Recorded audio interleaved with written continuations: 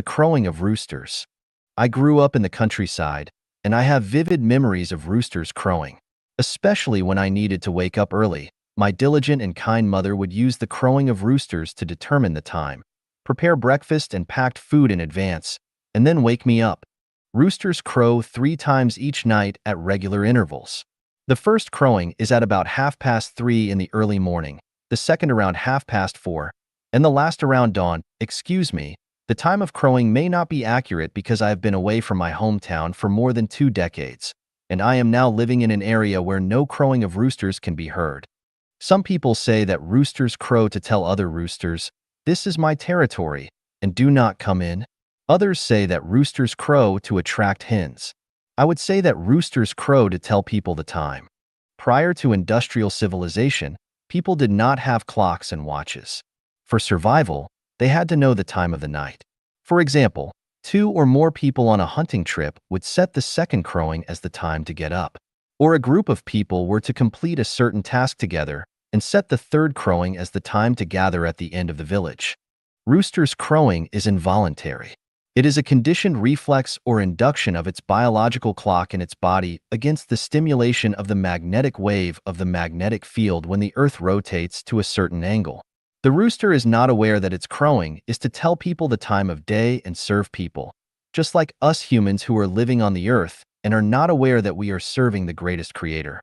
The rooster cannot realize the meaning of its crowing late at night, but the man who creates the rooster is well aware of the meaning. In the universe, there is no sound that does not have a purpose. The man who creates the rooster does so for the convenience of human survival, and thus has created this miracle. If roosters could realize the purpose of their crowing, they would stop doing so when they see that many of their friends and relatives have been killed by humans. If the crowing is to warn others of their own species not to violate their territory, they will not do so late at night, thinking to themselves, "Who will come to invade my territory at such late hours? I'd better conserve my energy and strength till tomorrow and fight off whoever has the nerve to invade my territory."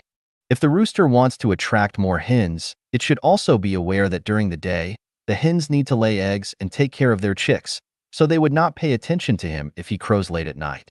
It would be better for him to get a good night's sleep, keep his energy, and wait for dawn to come before he spends time with his wives, concubines, mistresses, and wildflowers on the roadside.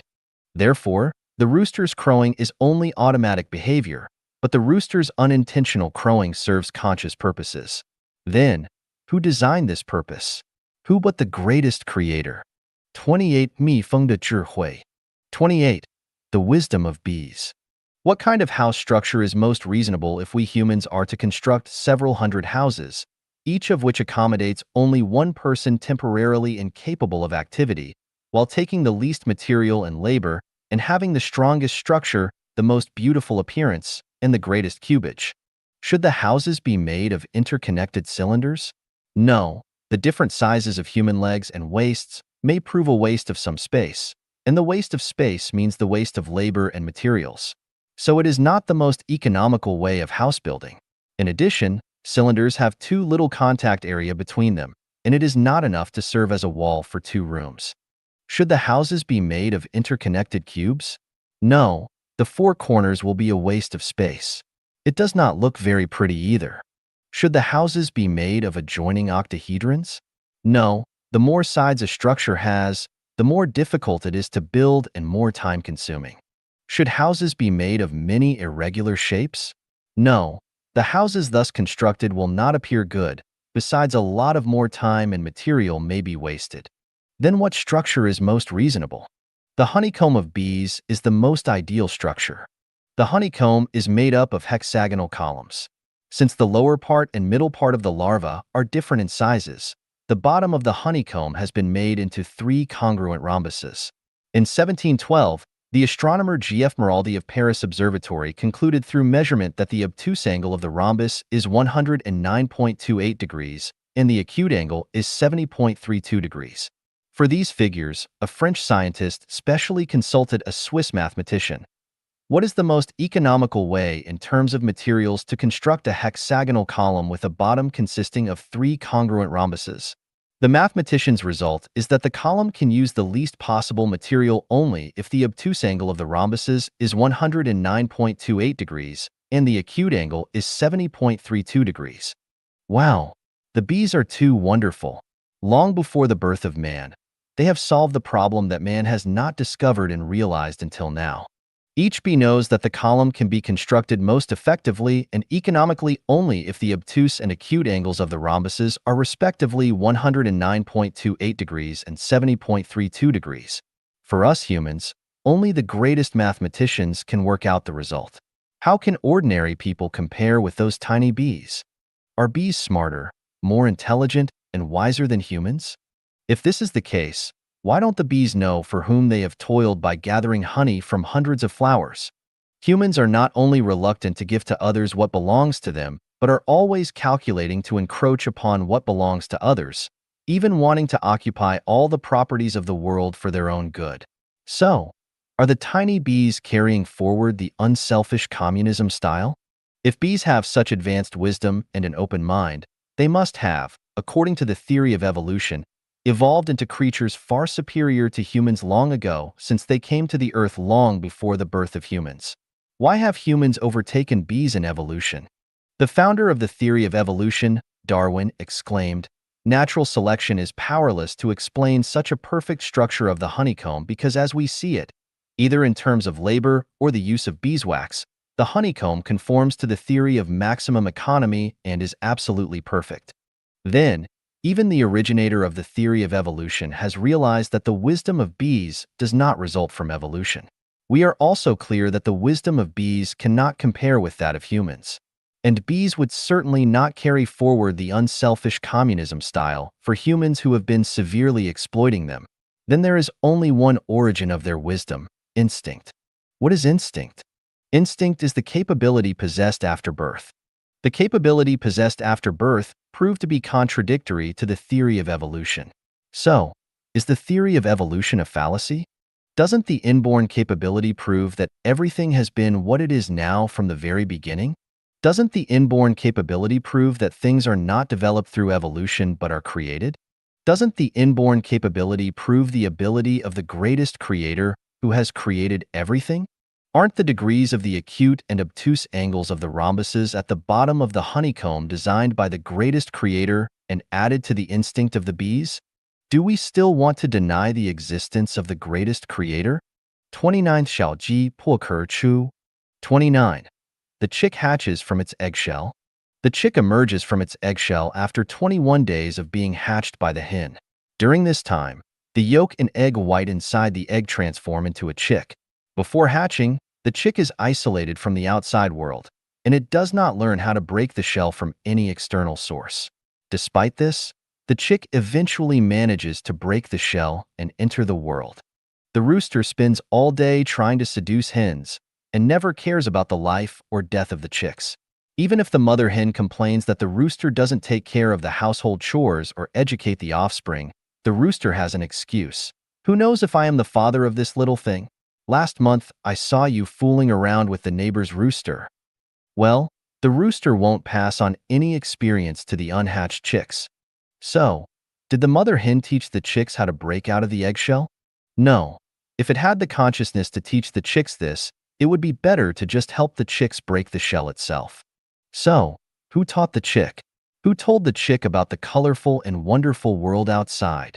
And how does the chick know that its tender little beak can peck through the eggshell? Why is the eggshell thick enough to protect the chick yet thin enough for the chick to break through? There is only one answer: instinct. Instinct is not evolutionary. It is innate. This means that the first chick hatched from the first egg laid by the first chicken on Earth already knew that there was a world outside the eggshell where it could survive, and that its small pointed beak was strong enough to break through the eggshell.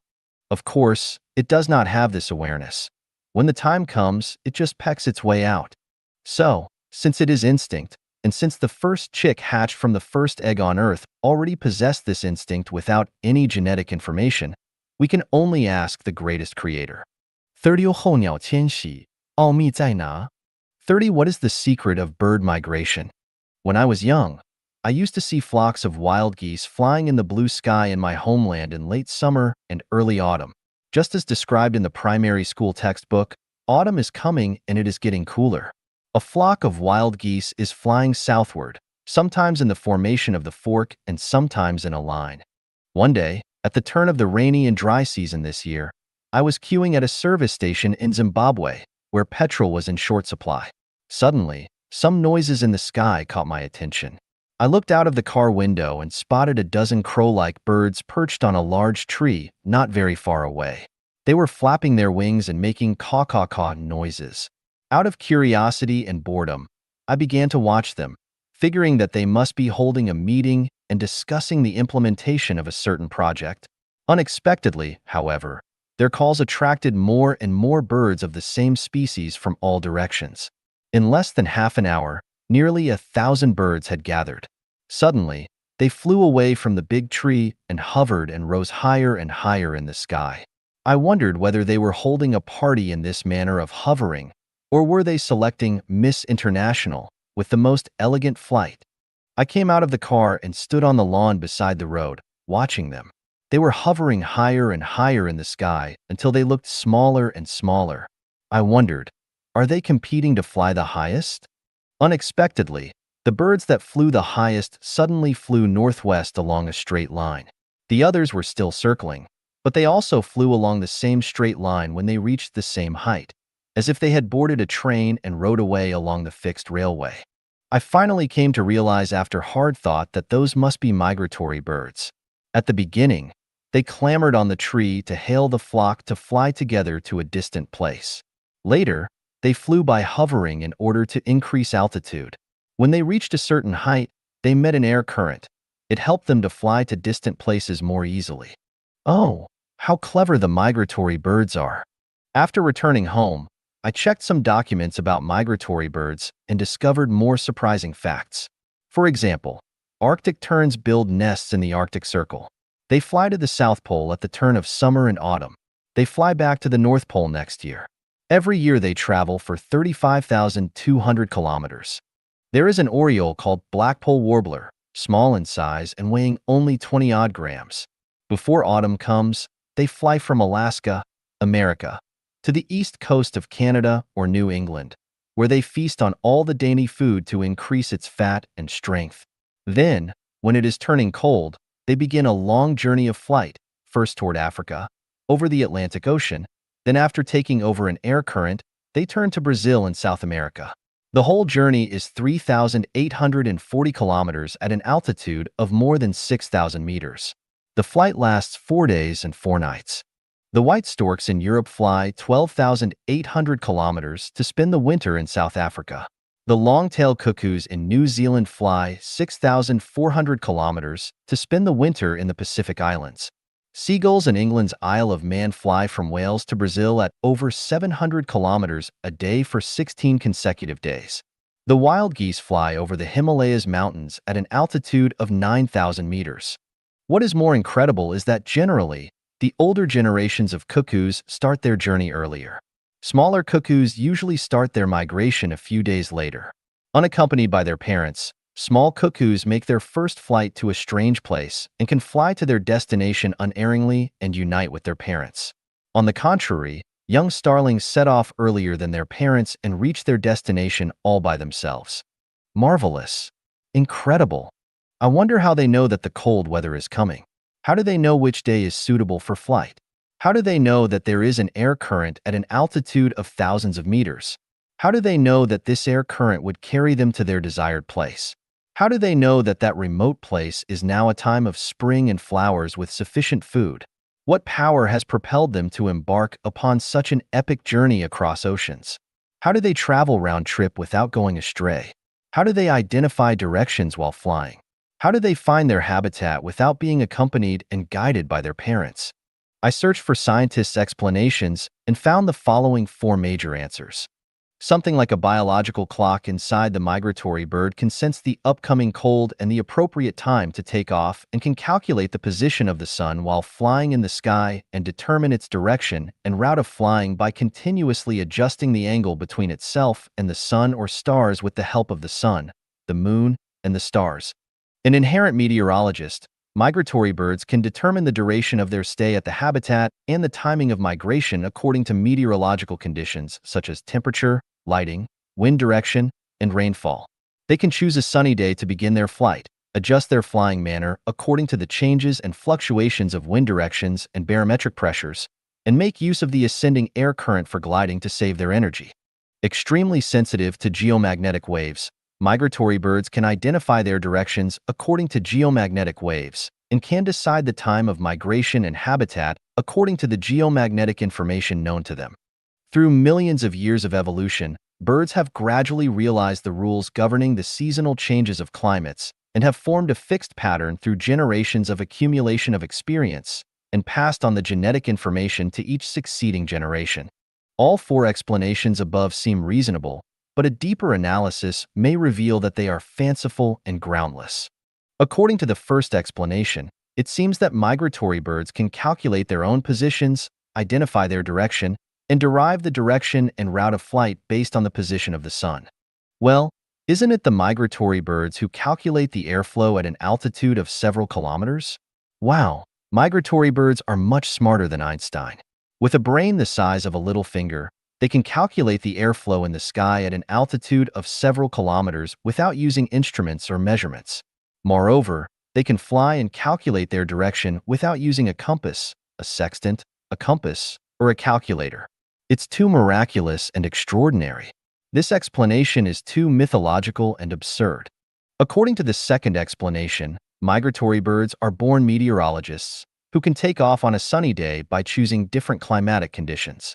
This suggests that migratory birds are more knowledgeable than all the scientists and engineers in meteorological bureaus worldwide. However, in abnormal weather conditions, migratory birds might miss the air current in the sky and have to wait for the cold current. This could be fatal for them. Swallows always return accurately to the nests they built the year before. It is said that swallows in a small town in America always return at dawn on March 29th of the following year. How should we interpret this phenomenon? The third explanation is a little mythical. Migratory birds can identify the direction through geomagnetic waves and decide the time of migration and habitat according to the geomagnetic information known to them. However, it is unclear how migratory birds can detect the existence of air currents at an altitude of thousands of meters using geomagnetic waves. The fourth explanation is a typical theory of evolution and seems flawless. As we know from the description of the chick's breaking of the eggshell in the preceding section, the theory of evolution is challenged by the fact that the first chick hatched from the first egg laid by the first hen on Earth could break the shell without inheriting any genetic information or shell-breaking skills. Therefore, is the theory tenable when it comes to migratory birds? Based on the radioactive isotope determination method, scientists believe that the Earth is 4.6 billion years old, animals appeared about 1.8 billion years ago, invertebrates about 438 million years ago, fish about 380 million years ago, amphibians about 290 million years ago, and reptiles about 245 million years ago. Dinosaurs died out about 135 million years ago, mammals appeared around 65 million years ago, and humans appeared about 1.6 million years ago. First, let's not question the accuracy of the radioactive isotope dating method. Assuming that this method is reliable, birds have existed on Earth for at least several hundred million years. If they are intelligent enough to pass on information to their offspring about how to navigate, select favorable habitats, fly from the North Pole to the South Pole, use air currents for flight, and locate the places where their ancestors lived, why haven't they evolved into more advanced animals over the course of millions of years? Instead, humans have taken over and made it impossible for them to escape our air guns and nets. Do birds not want to continue evolving, or have they hit a roadblock in their evolution? If we don't believe in the greatest creator, we can only think randomly. The question of whether the egg has appeared before the chick, or the chick has appeared before the egg will remain a mystery for another 10,000 years. My explanation for the migration of birds is that everything in nature has its definite purposes and means of subsistence, and they each have features irreplaceable by other species. Otherwise, all will die out. What if tigers can both dominate the mountains and fly in the sky? What if mice can dig holes and also can build nests in trees? What if antelopes can live on grass and also eat the flesh of other animals? What if dogs can give birth to offspring and also can lay eggs? What if apple trees can bear apples and also bear watermelons? Wow, it's really amazing. The answer for migratory birds' migration is instinct. Just like bees that build honeycombs with a rhombus bottom consisting of 109.28 degrees obtuse angles and 70.32 degrees acute angles. What is instinct? 31. 动物本能，上帝智慧的显现。31. Animals' instincts, the revelation of the wisdom of the greatest creator. It is not the case that roosters can crow, bees can build honeycombs, chicks can break eggshells, and migratory birds can migrate because these animals possess great wisdom or are good at learning and summarizing experiences. Rather, their instincts are the revelation of the greatest creator who has created them. In addition to the above examples of instincts, there are many other instances. Termites can build air-conditioned nests. Many fish can discharge electricity. An American eel can discharge electricity of 880 volts. Fireflies can produce light. Dragonflies can rise vertically or make designed fly in the air. Turtles can lay their eggs in warm sand for them to hatch and protect themselves. Chameleons can change the colors of their bodies at will, and bats can locate food via sonar in pitch darkness. Mollusks like snails have a tough home to protect themselves. Now let's look at the bird's skill in nest building. An African weaver bird, in particular, can select soft twigs and grass to build an apartment that holds snakes at bay and keeps water from leaking in. Silkworms can spin silk, spiders can weave webs, and homing pigeons can locate their own nests. The ants are capable of well-organized and well-planned collective activities. Worms can restore themselves if one part of their bodies is cut off. Military dogs have extremely sensitive olfaction. All these are the embodiment of animals' instincts, which are not results of millions of years of evolution, but have existed from the very moment the animals appear on Earth. If we attribute animals' instincts to the wisdom and talents of animals without looking for their creator behind them, then it is as if we are seeing planes flying in the sky and marveling at the wisdom and cleverness of the plane, neglecting the wisdom and talents of the plane's manufacturer. 32. 天女散花，蒲公英的绝技。32. Celestial beauty scattering flowers, the stunt of dandelions. I remember that when I was young, there used to be clumps of dandelions growing beside the aqueducts, on the ridges of fields, and on waste grasslands in my hometown. We called them spur arrowroot, and a traditional Chinese medicine doctor called them thistle. They can be used as medicine. A perennial herb, dandelions have yellow or aubergine flowers. When the flower seeds are ripe, on the crown will grow many white flocky umbrella-shaped silky strands. With a small wind, these umbrella-shaped silky strands will carry the flower seeds and fly to a distance. My most unforgettable memory of dandelions is when I plucked a handful of flower seeds with my young playmates and placed them close to the mouth and puffed at them vehemently to see whose flower seeds can fly the highest. The blown flower seeds are like several hundreds of paratroopers who jumped simultaneously off the plane. The scene is very spectacular. One day while we were enjoying ourselves, Grandma asked us, "Look, why do these flower seeds have hair on their ends?" Whoever can answer this will get a piece of rock candy as a reward. Looking at each other, none of us knew the answer. My grandma said, "The hairs on the end of the flower seeds of spur arrowroot are to carry the seeds to a more distant place when the hairs fly with the wind. If they fall to the original place, all the seeds will grow in the same place the following year, and the family will be too crowded." Oh, this turns out to be the secret. In nature, plants have a great many ways to spread their seeds. I think dandelions are the smartest. They grow hairs so that the wind can scatter their seeds to a faraway place. The design is ingenious and unique and can be called a stunt in this aspect.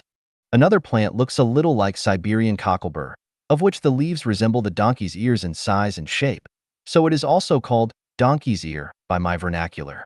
I remember once my cousin was infuriated when he sheared about a dozen sheep at home. Why? Because there were a lot of Siberian cockleburs attached to the sheep's wool. In each Siberian cocklebur, there were about 30 bristles, and on the top of the bristle was a barb. The barbs had tightly grabbed the sheep's wool, and it was extremely difficult to take them off and had to be torn off one by one. Look, the plants that look like Siberian cocklebur are also very clever. They use barbs to clutch at anything that they come up with so that their children can be brought to a distant place to expand their territory of growth. I can remember another time when my wife and I went on a trip to a lakeside. We drove from Harare. After driving along Bulawayo for more than 40 kilometers and turning left for more than 10 kilometers, we could see the lake. We parked the car at the campsite beside the lake and walked along the grass clumps on the lakeside.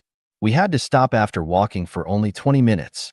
It turned out that the woolen skirt of my wife was covered with thousands of grass seeds, whose names I did not know. From one side of the seed stuck out a forked burr, which has a barb on its top. The barbs hitched the wools of the skirt and could not be gotten rid of by shaking or by brushing. We had no choice but to return to the campsite, where we spent nearly 2 hours taking them off one by one. It was clear that the grass also has its skills to disperse its offspring. In addition to the methods of seed dispersal employed by dandelions, Siberian cocklebur, and grass, I have also seen another way in which plants spread their seeds. When I lived in room number 11 next to the Bulgarian embassy in Harare, there was a plant in the garden that looked like a small tree. I did not know its name. One day, I accidentally spotted many walnut-sized fruits on the plant, and out of curiosity, I picked one. Before I peeled it, it exploded and dozens of seeds were ejected. These fruit-like things had only a very thin husk, and inside them was air. When they were inflated with air, they would blow up automatically, ejecting the seeds from inside. It is amazing to think that each plant has its own magic powers to spread its seeds. Did they themselves figure out all these wonderful methods of seed dispersal? Can the theory of evolution offer an explanation? Or were these stunts designed by someone who created them? Why don't we say that alarm clocks are wise and clever in keeping good time and giving correct time? Why don't we say that inductive missiles possess wisdom? Why don't we say that computers are incomparably wise and intelligent when they can search millions of pieces of related information in a few microseconds? Why don't we say that robots, radios, televisions, and video cameras are clever and smart? Because we know that they don't possess wisdom and talents themselves, but only reflect the wisdom and talents of their creators behind them. Then why don't we attribute animals and plants' instincts to the greatest creator that made them? Millions of scientists all over the world are racking their brains and investing a huge amount of manpower and money to explore the talent and wisdom of animals and plants. Have they found the root of the question? I can say for sure that if we don't look through the phenomena and investigate the power behind them, we will only see the moon reflected in the water instead of seeing the real one hanging in the sky, and we will remain completely ignorant even if we are given another 100,000 years. When a dog sees a robot at work, it may think that the robot must be extremely intelligent and wise. The reason is that the dog does not know that the robot is made by man. Then why do we think that the weaver bird is unfathomably clever when seeing it build nests on a branch? Are we different from dogs in thinking? 33 神秘的金字塔招是着什么? 33. What do the mysterious pyramids signify? Nearly 1,000 pyramids have appeared on Earth, where humans reside. Pyramids are not only found in the Egyptian desert but also along the 30-degree latitude lines in the North and South Pacific, the North and South Atlantic, and the South Indian Ocean. They have also appeared in southern Honshu of Japan, the Mediterranean, and along the coast of Portugal, the southeastern part of Africa in the southern hemisphere, the west coast of Australia, and the northern area of New Zealand. The pyramids were not built by humans, or it can be said that they were not built by the ancestors of present-day humans. Instead, they were built by gods who were instructed by the greatest creator. The gods then dispatched angels, celestial beings, and Buddhas to the earth to build them. If this is difficult to understand, we can say that they were built by aliens who came to the earth. The purpose of the pyramids was to receive and accumulate energy from the universe to supply the energy for the creation of life and humans on Earth. The pyramids can be viewed as laboratories and cultivation sites for the creation of life and humans. The pyramids in Egypt were designed and built for the creation of humans, while other pyramids were built for the creation of other life forms. Since different life forms require different energies, the foundations of the pyramids are not all squares. Some are triangles, pentagons, and hexagons. The pyramids of Egypt are only 12,000 years old, while other pyramids are 2 billion years old. To understand how the pyramids were built and why they were built along the 30 degrees north and south latitude, please refer to the articles The Origin of Life and The Origin of Humanity. When I was an English teacher in a secondary school, I taught my students an article about the pyramids that was in the textbook. At that time, I had not yet awakened, but the mysteries of the pyramids, especially the transportation of the huge stones weighing several tons and the tightness of the gaps between the stones, left me puzzled. When it was said that hundreds of thousands of Egyptians spent decades building the Khufu pyramid, I held a skeptical attitude. Later, a series of events that occurred to me, scenes in my dreams, and strange fragments that appeared in my consciousness when I was contemplating, finally made me awaken. Suddenly, the origin of the universe, the origin of the greatest creator, the origin of life, the origin of humanity, 36-dimensional spaces, and so on surged out like a tide. Once these things came out, I was no longer myself. A powerful force compelled me to act according to its consciousness. I now feel like a robot, like a servant. I have to write, keep writing. Only by outlining what is in my head can I feel at ease. Otherwise, it will drive me crazy. Regarding the pyramids, I collected an article from King Yeonju for everyone to contemplate and analyze. The full text is as follows. There are about 80 scattered pyramids on the west bank of the lower Nile River. They are the tombs of ancient Egyptian pharaohs, kings. Egyptians call them Barimus, pyramids, meaning high. From all sides, they are an isosceles triangle with a smaller top and a larger bottom, very similar to the Chinese character Jin, gold, so people vividly call them pyramid. Yi, 浩繁的工程, an incredibly complicated project. The greatest pyramid is the tomb of the pharaoh Khufu of the 4th dynasty. Built around 2700 BC, the pyramid is 146.5 meters high, equivalent to a 40-story skyscraper. The foundation of the pyramid is a square, and the length of each side is 230.6 meters. The pyramid covers an area of about 52,900 square meters. The Great Pyramid was built with approximately 2.3 million stones of different sizes. The lightest stone weighed 1.5 tons, and the average weight was about 2.5 tons, with a total weight of approximately 6.848 million tons. If we were to use trucks with a carrying capacity of 7 tons, it would require 978,286 trucks. If we were to connect these trucks end to end, the total length would be 6,200 kilometers, which is longer than the distance from Hainan Island in southern China to Mo in the north, or from the Pamir Plateau in the west to Shanghai in the east. Along the banks of the Yangtze River, the trucks would stretch from the Tuachuo River in the upper reaches to the Wusong entrance in the lower reaches. The second largest pyramid, just 3 meters shorter than the Great Pyramid, is the Khafre Pyramid, which is accompanied by a huge stone sculpture, the Sphinx with a human face and a lion's body. According to legend, in 2610 BC, the third pharaoh of the 4th dynasty of Egypt, Khafre, inspected his almost completed tomb and found a large abandoned boulder in the quarry. He ordered the stonemason to carve the statue according to his own face. The statue is 22 meters tall and 75 meters long. It wears a Nemes crown. On its forehead, there is a relief of a cobra. Under its chin, it is trailing a beard more than 5 meters long. The statue is stately and mysterious. When Napoleon occupied Egypt in 1798, he ordered the Sphinx to be bombarded with gunfire. However, it remained unmoved, but for a few broken beards, which are now preserved in the British Museum. According to Napoleon's rough estimate, if the stone pieces of the 3 neighboring pyramids of Khufu, Khafre, and Menkaure were used to build a stone wall 3 meters high and 1 meter thick, it could encircle the entire France. Where did the massive number of stone pieces come from? Investigations show that ordinary stone pieces might have been quarried locally, but the 115,000 pieces of top-quality white limestone used on the outer layer might have been obtained from the quarry on the east bank of the Nile. The granite in the tomb chamber might have been quarried from Aswan, 500 miles away. Mining, transportation, river transport, and shore operations required not only a large number of stonemasons, construction workers, transport workers, and sailors, but also a considerable number of engineers, construction supervisors, managers, and a military force with sufficient suppression capabilities, which are also essential. Moreover, they needed to eat, wear clothes, live, and consume, which required a large service staff. Of course, this does not include the elderly, women, and children who are weaker in labor, nor does it include monks and nobles who gain without labor.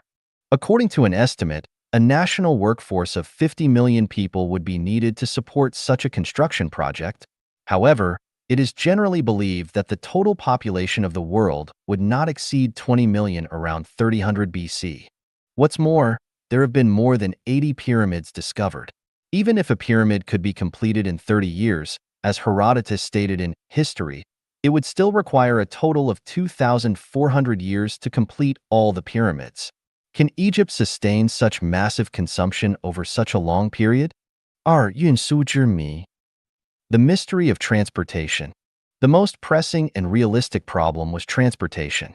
Even if Egypt had adequate manpower, it could not transport the megaliths weighing 2.5 to 160 tons to the worksite. Were they carried by carts and driven by horses? No, at that time, there were no carts and horses in Egypt. Horses and carts were introduced from abroad in the 16th century BC, namely 1,000 years after the building of the Pyramid of Khufu. Some believe that the stone pieces were transported via rolling transportation with crow plates and logs. But this method requires a large quantity of timber. However, at that time, the trees in Egypt were mainly palms, which could not meet the need for transportation in terms of quantity, growth speed, and rigidity. And it was almost impossible to import timbers. Some people believe it was a water transportation method. In 1980, the inspector of the Gizeh Antiquities in Egypt, Hawass, conducted rock core sampling and discovered a rock quay at least 50 meters deep, which may have been excavated during the 4th dynasty of Egypt as a port. Later, someone discovered a canal that connected the port. However, without pulleys, winches, or advanced lifting equipment, it would have been even more difficult to transport such bulky giant stones downhill, onto ships, and onto the shore than to move them on land. Moreover, there was a drop of at least 50 feet between the water surface and the rocky shore. And the pyramid on the west bank of the Nile had to use stones from the east bank of the Nile. Apart from land and water transportation, could they have used air transportation? This is truly a mystery. A French industrial chemist studied the pyramids from a chemical and microscopic perspective and believed that the stone blocks were not solid, but were composed of a mixture of substances such as limestone, rocks, and shells. Because the adhesive used had strong adhesive force, it was almost impossible to distinguish whether it was natural stone or artificial stone. This certainly solves the problem of transportation difficulties appropriately. However, as further evidence, the discovery of a 2.5 centimeters long human hair in the stone blocks is not enough, and this outstanding adhesive is not only not recorded in